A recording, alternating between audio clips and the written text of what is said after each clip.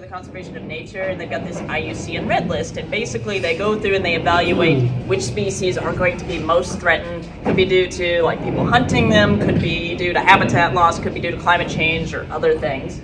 And so they basically evaluate all these species.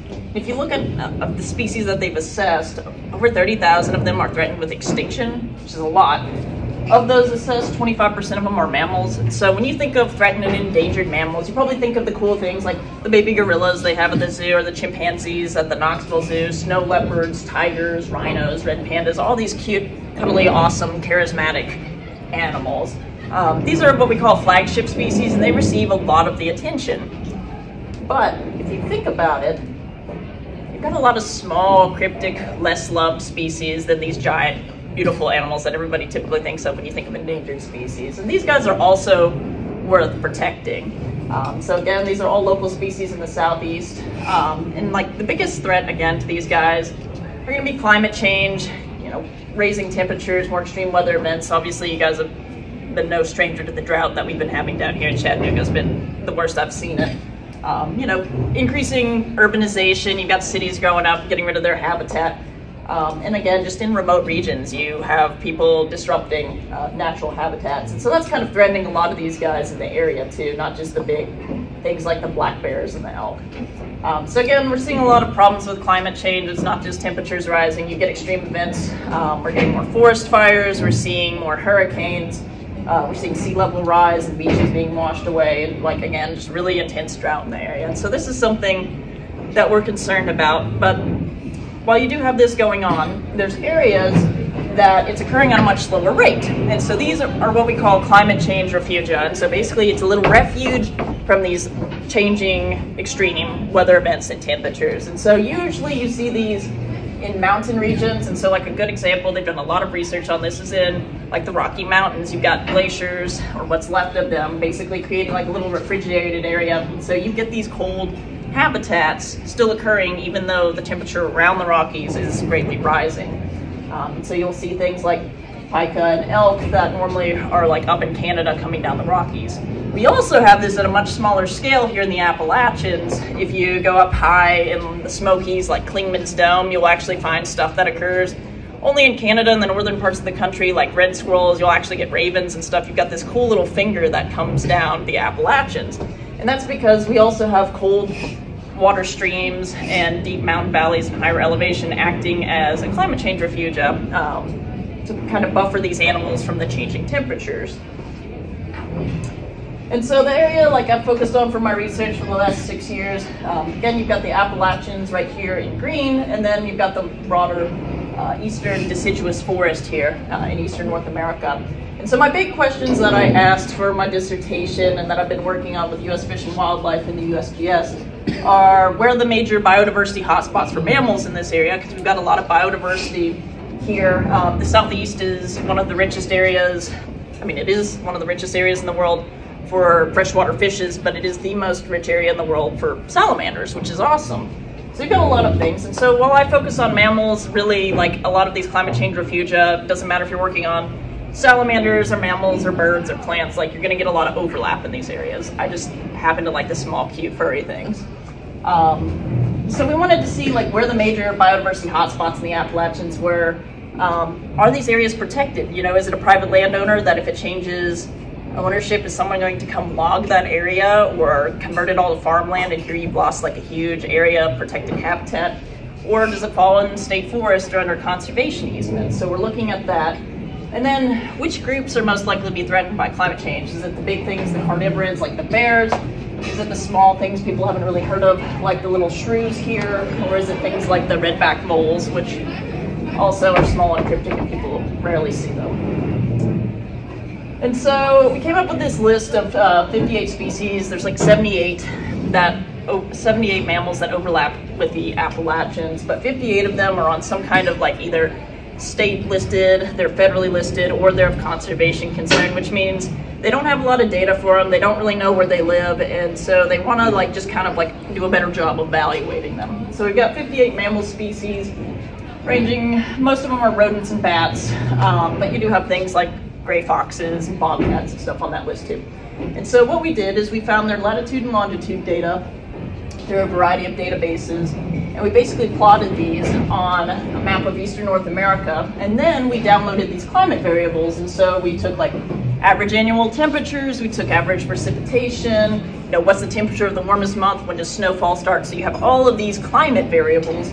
And we can figure out at each point, each latitude, longitude point, what those climate variables, each one of those, what it's at that point. And then we project it through this algorithm called MaxScent to kind of like a broader area and say, okay, based on where the species is found, if we look at the same kind of climate conditions, where's it going to be found on the map? And so it can actually say like, okay, you might not know if it's in that area, but this area has very similar climate. And so there's a good possibility that it's found here. So we basically mapped all of these for a baseline, which is about 1970 to 2000, and then we can project it into the future using other models. And so we've projected where they're probably going to be and where stable areas of climate are going to be for these guys into about 2040. So the very near future.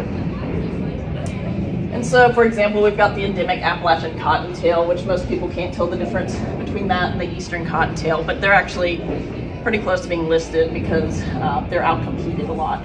But cute little small forest woodland rabbits that live at high elevations in the Appalachians. And so for each one of those that we modeled, we've got like this dark green area is going to be stable basically from 1970 to 2040. So those are your stable areas. There's light green areas of potential climate expansion, and then areas that they're probably going to lose are in red. And so for each one of these 58 species, we got one of those maps across a bunch of different climate scenarios. So there ended up being hundreds of maps for each species. We then took, is this rabbit going to be found in a Walmart parking lot? No. And so we overlaid land cover to see, is it going to be found in the forest? It's going to be found in grassland, shrubland, and we basically removed areas of habitat that were not suitable for these animals at like 30-meter resolution. And then we also overlaid protected areas. And so you can see of the Appalachians, these green areas are all the protected areas. And so you can see it's better than most areas, but there's still not a lot protected. Your biggest areas here are actually Cherokee National Forest along the Tennessee-North Carolina border and the Great Smoky Mountains. You got a few areas like Monongahela National Forest up in West Virginia, but there's a lot of disjunction and broken areas because the interstates and farmland in the Ridge and Valley, as I'm sure y'all are aware of. And so basically our results, I put this in a map through ArcGIS that I'll have a QR code at the end if y'all are interested in scanning, or you can have Mr. Holt email me and I'll send him a link if you're interested. But basically I've got all these interactive maps that state, federal, and private landowners can use. But basically what we found through our analysis is biodiversity hotspots in the region. And so this bright white area here in the central Appalachians, this little bit in the Ridge and Valley, that's the I-81 corridor between Johnson City and Blacksburg, Virginia. And then this little area near Asheville, North Carolina, and into the Smokies. Those are gonna be your most species-rich areas in all of the Blue Ridge for mammals as far as stable climate refugia. Chattanooga's actually doing pretty good too. Y'all can have between 26 and 30 species. And so really, just kind of this whole region is pretty important. Like most of the Appalachians are pretty important for mammal species diversity. You just get the highest stuff in the Blue Ridge and a little bit into the Central Apps. But when you look at that versus this is the same map, only we've cut out the protected areas. You can see there's a lot of gaps. All of this light coloration is privately owned land. And so this presents a big conservation problem here. What it means is we need to really work with local landowners. Yeah. So all of the white is privately owned, or the lightly colored yellow? The lightest color yellow, so it would be like there's some patches here, here, and here, but the white is going to be privately owned. Wow. And so like it's not very high. There's some federal land, again, the Tennessee, North Carolina border is probably the biggest stronghold, but like increasing connectivity between these areas, and again, just working with private landowners is going to be key. Getting these private conservation easements, there's tax breaks they can offer if you'll come up with like a forest management plan for your land to just help these species out. So really, that's going to be key going forward, because otherwise you've got a lot of populations that are going to be fragmented in the future. And then again, within protected areas, there's a lot more species that are going to be predicted to lose suitable climate areas. So basically with increasing climate temperatures, these are species that are gonna like lose a big part of the range, be forced to shift northward or higher elevation when they can. You got a lot of rodents that are gonna be really, really affected. Whereas very few species are actually gonna gain that. So just kind of some general climate trends to be thinking about. Would it be okay to ask a question? Yeah. I'm a landowner in Oh, the yeah. Appalachia, in your region. Sure. So I own a farm in this region. If I listen to your presentation and I say, okay, what can I do about it? What kind of incentives are there for me to either set aside land or to plant trees or to not disc or to not mow or to do something? What sort of incentives already exist for me? When I say incentives, I don't mean incentives for me in here. I mean monetary. Yeah, monetary. So we've got 50 acres and we pay less than $1,000 in taxes on them because we're part of the Greenbelt program. We come up with a forest management plan saying we're setting aside this much acres that we're not going to like harvest basically, or like we're going to do controlled burns on, and so like greatly reduces our property taxes for what we pay. So that's part of the Greenbelt initiative. I think TWRA has some conservation initiatives. Like we're not eligible because we're Greenbelt, but I think they've got some programs that they will send a biologist out to just say like, okay, based on what you're doing, here's a few easy things you can do. And I think there might be some monetary incentives that they partnered with Nature Conservancy to do stuff with that too. So, I mean, really it's big tax breaks. Like tax breaks are the easiest things for them to do. But I think there's also like something they're concerned about is people letting cattle in the creek to like drink and create sediment. Sometimes they'll just say, you don't have to do anything, just let us know it's a problem you're interested in. We'll send Nature Conservancy, they got a pool of money and they'll come do it for you. And like, you know, instead of having your cattle come in the creek and like degrade all this like important riparian habitat, we'll build a way for your cattle to drink. And that's all you gotta do. Thank you. Yeah, no, and I've got some resources on my website if you're interested, so let me know.